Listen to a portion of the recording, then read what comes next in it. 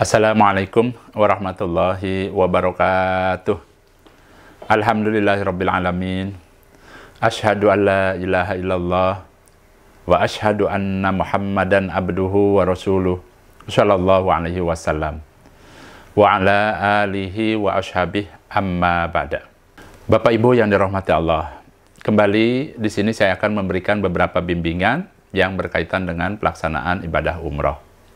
Insya Allah sebentar lagi pemerintah Saudi akan membuka untuk jamaah-jamaah umroh dan insya Allah kedepannya akan dipersiapkan beberapa fasilitas. Intinya akan segera dibuka untuk pelaksanaan ibadah umroh.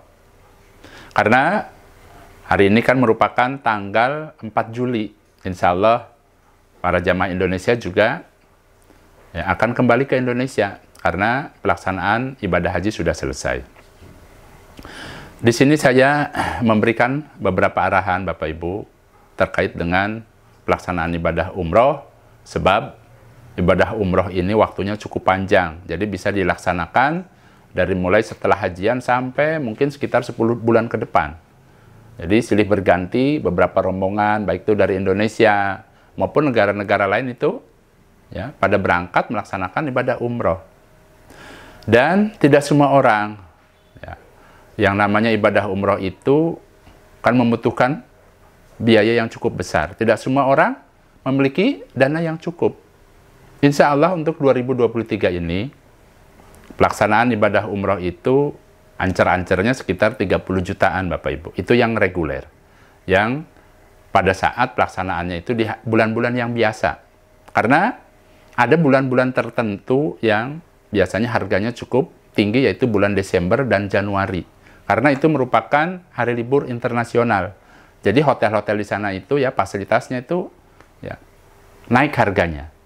Nah, untuk itu di sini saya akan memberikan tips bagi Bapak Ibu yang memiliki keinginan sekali melaksanakan ibadah umroh, hanya saja terkendala dari segi keuangan atau segi dananya. Silahkan Bapak Ibu untuk mencatatnya. Di sini ada 12 tips.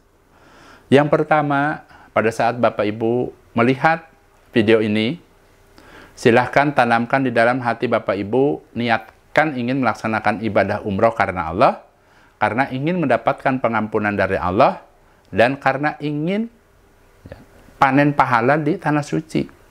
Kenapa saya katakan seperti itu? Karena yang namanya ibadah umroh itu cukup 1 hari Bapak Ibu pelaksanaannya. Dan yang namanya ibadah umroh, rata-rata itu Bapak Ibu ya, 9 hari, ada yang 12 hari, bahkan lebih. Nah, sedangkan waktunya kan cukup panjang. Karena waktunya cukup panjang di tanah suci, Bapak Ibu bisa mempersungguh ibadah di tanah suci. Baik itu pada saat di Madinah maupun di Mekah. Karena lipatannya luar biasa Bapak Ibu.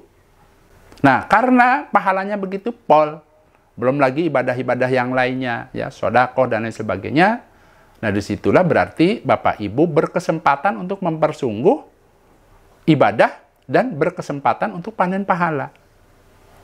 Nah, berarti kesimpulannya, yang pertama, niatkan karena ingin mendapatkan pengampunan dari Allah, niatkan umrohnya itu, ya, ingin umrohnya itu karena ingin meraih pahala sebesar-besarnya dari Allah. Supaya niatkan saja dulu. Ya, ingin umroh karena Allah. Itu ya, itu yang pertama. Kemudian yang kedua, silahkan dari mulai sekarang menyisihkan sebagian rezekinya supaya bisa disisihkan lewat menabung. Dan saya menyarankan silahkan Bapak Ibu supaya memiliki tabungan berupa celengan saja yang paling mudah. Ada dijual di online shop itu, ada di Shopee, di Lazada, di Tokopedia itu. Celengan yang berupa Ka'bah. Saya memberikan saran seperti itu supaya Bapak Ibu termotivasi untuk ingat ke Baitullah, ingat menabung. Tidak perlu Bapak Ibu susah-susah, silahkan kalau ada rezeki sisihkan, masukkan ke situ. Dan saya tidak sarankan Bapak Ibu ingin melaksanakan ibadah umroh tapi dengan cara hutang pinjam. Karena kemarin ada pertanyaan, Pak, saya ingin sekali melaksanakan ibadah umroh. Hanya saja ingin Saya ingin pinjam uang ke bank, itu bagaimana? Nah, jawabannya, ibadah ini Bapak Ibu ya tidak memaksa. Dalam artian, haji dan umroh itu kalau Allah sudah memanggil, pasti Allah akan berikan jalannya, diberikan rezekinya. Hanya saja kita wajib berusaha. Kalau kita sampai meminjam uang ke bank dan lain sebagainya, itu namanya jalan pintas. Saya tidak menyarankan. Yang saya sarankan itu pertama sabar dulu. Menabung dikit, sedikit. Ya, ntar kan lama-lama insya Allah dalam 1 tahun juga jadi banyak. Tuh ya, silahkan dari sekarang menabung. Sisakan, kalau ada rezeki, umpama dari anak-anaknya ngasih. Kalau sebagai orang tua kan biasanya ya, ada saja rezeki dari anak-anaknya, dari saudaranya, silahkan masukkan, tabung. Tuh ya, seperti itu tuh yang kedua. Kemudian yang ketiga, rutinkan ya, membaca doa. Maksudnya rutinkan berdoa di sepertiga malam yang akhir. Silahkan Bapak Ibu bangun malam, sholat tahajud, ya. Dan di waktu sepertiga malam yang akhir itu kan merupakan waktu yang mustajab untuk berdoa. Silahkan berdoa sebanyak-banyaknya. Umpama Bapak Ibu tidak bisa pakai bahasa Arab, boleh. Pakai bahasa Indonesia boleh, bahasa Jawa, Sunda boleh. Ya, minta kepada Allah. Sebutkan keinginannya. Ya Allah, saya ini ingin sekali melaksanakan ibadah umroh. Beri rezeki ya Allah. Kalau tidak bisa, boleh seperti itu. Nah, di sini saya akan berbagi pengalaman. Waktu itu saya punya sahabat, sekarang sudah tidak ada, ya maksudnya sudah almarhum. Beliau memberikan suatu doa. Dia bilang, Pak, Bapak mau haji, mau umroh, mau Pak, amalkan doa ini. Ya, alhamdulillah, ya tidak lama akhirnya doanya terkabul. Apa doanya Abah? Doanya, Allahumma balighna Makkah wal Madinah wa Arafah warzuqnal hajjal mabrur wardo anna waghfir lana warhamna anta maulana fangsurna alal qaumil kafirin. Doanya itu dibaca pada saat Bapak Ibu longgar waktunya. Boleh di sepertiga malam yang akhir, itu merupakan waktu yang mustajab.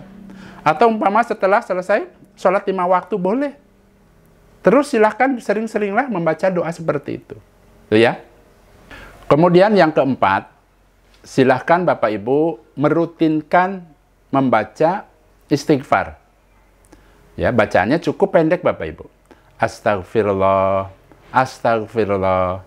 Kenapa saya memberikan saran seperti ini Bapak Ibu? Orang yang membaca istighfar selain Allah akan mengampuni dosa-dosanya, dalam hadis dijelaskan, Allah akan memberikan rezeki yang tidak disangka-sangka olehnya. Nah, silahkan. Niatkan karena ingin supaya diampuni oleh Allah. Nanti Allah akan memberikan, ya insya Allah akan memberikan apa? Rezeki yang tidak disangka-sangka. Itu sebagai ukhronya. Sebagai bonusnya. Rutinkan. Misalnya punya target 1 hari 1000 kali dibaca. Ya. Setiap habis sholat umpamanya 200 kali.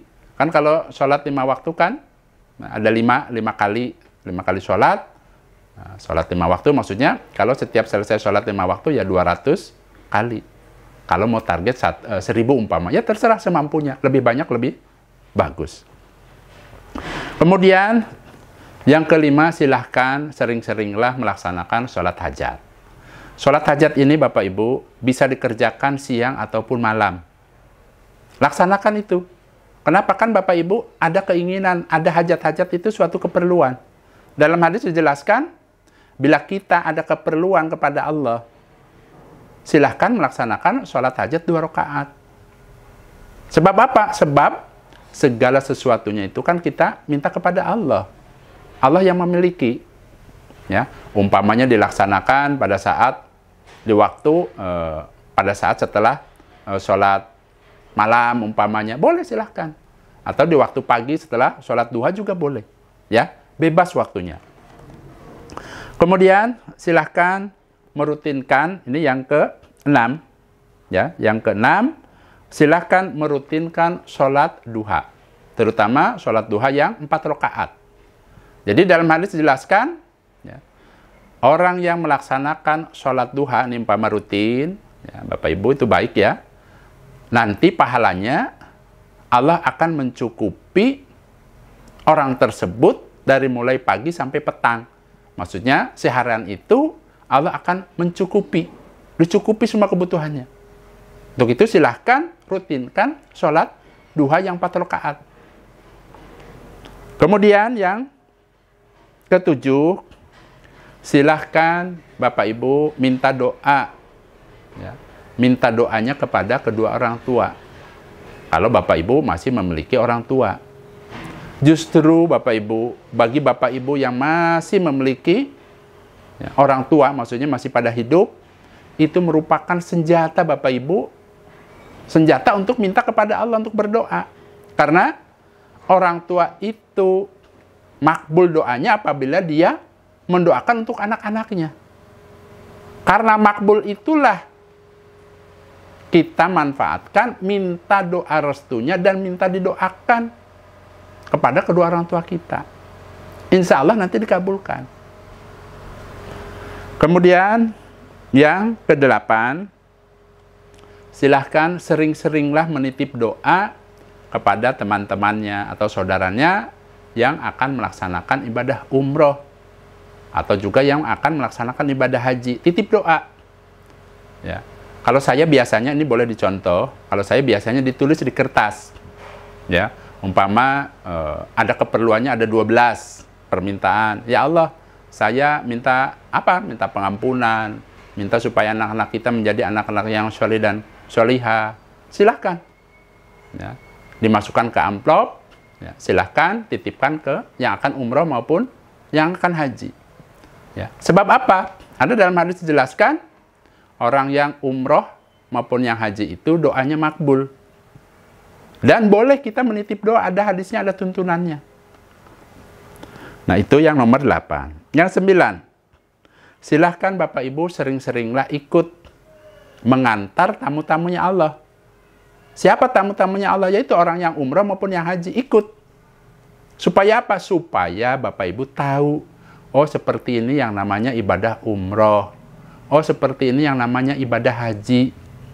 Sambil nitip doa tuh pada orang yang kita antar. Ya, jadi silahkan menyempat-nyempatkan untuk ikut mengantar orang yang umroh maupun haji.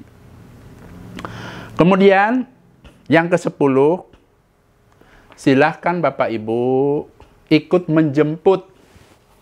Kalau yang tadi kan ikut mengantar, sekarang ikut menjemput.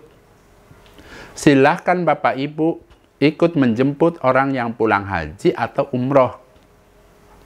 Selagi orang yang haji atau umroh belum sampai ke rumahnya, doanya makbul. Karena dia masih termasuk musafir. Nah, untuk itu silahkan pada saat menjemput itu, umpama ke bandara, silahkan, Pak, mumpung Bapak belum nyampe rumah, tolong doakan saya supaya saya bisa umroh. Itu seperti itu boleh. Ya, minta doa kepada orang yang pulang haji maupun pulang umroh.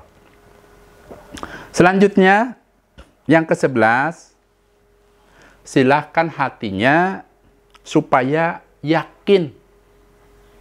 Ya, yakin dengan niatannya, yakin dengan doa-doanya. Harus yakin Allah akan kabulkan. Dan silahkan Bapak Ibu supaya berprasangka yang baik kepada Allah. Apa yang dimaksud dengan berprasangka yang baik? Maksudnya Bapak Ibu ini kan sedang berusaha menabung, berdoa, nitip doa, yakin dikabulkan doanya dan berprasangka yang baik, ya Allah akan memanggil Bapak Ibu untuk menjadi tamu-tamunya Allah. Harus berprasangka yang baik. Karena Allah itu berada di prasangka itu. Kalau Bapak Ibu prasangkanya baik, maka Allah akan seperti itu. Maksudnya akan mengabulkan prasangka Bapak Ibu yang ingin umroh itu dikabulkan. Itu ya.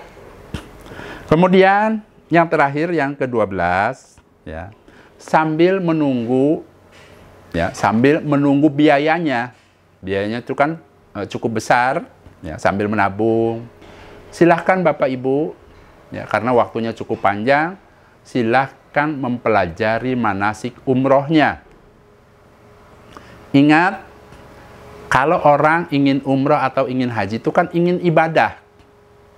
Bukan saja harus cukup biayanya, tapi juga harus cukup ilmunya. Sebab seseorang itu sebelum dia melaksanakan ibadah harus tahu ilmunya, harus siap ilmunya. Supaya apa? Pertama, supaya sah dalam pengamalannya. Kemudian merasa yakin dengan yang dilakukannya, yakin benarnya. Terutama ya di dalam masalah ibadah umroh ini kita mengikuti ya, manasik dari Nabi, maksudnya mengikuti contoh yang dikerjakan oleh Nabi. Karena ya, masih ada 1-2 orang saya perhatikan yang melaksanakan ibadah umroh itu pada saat pelaksanaannya dia bingung. Ini bagaimana ya? Ini bagaimana ya? Berarti dia kurang mempersiapkan ilmunya. Kalau orang itu sudah paham ya, mengenai ilmu manasik umrohnya, paham pada saat di tanah suci akan mengerjakan amalan apa, ya berarti tinggal melaksanakan, tinggal panen pahala. Dan dengan cara Bapak Ibu ya, mengkaji ilmunya, berarti ada kejelasan, ada keyakinan. Apa yang dilakukan ini sudah pas, sudah benar. Ya.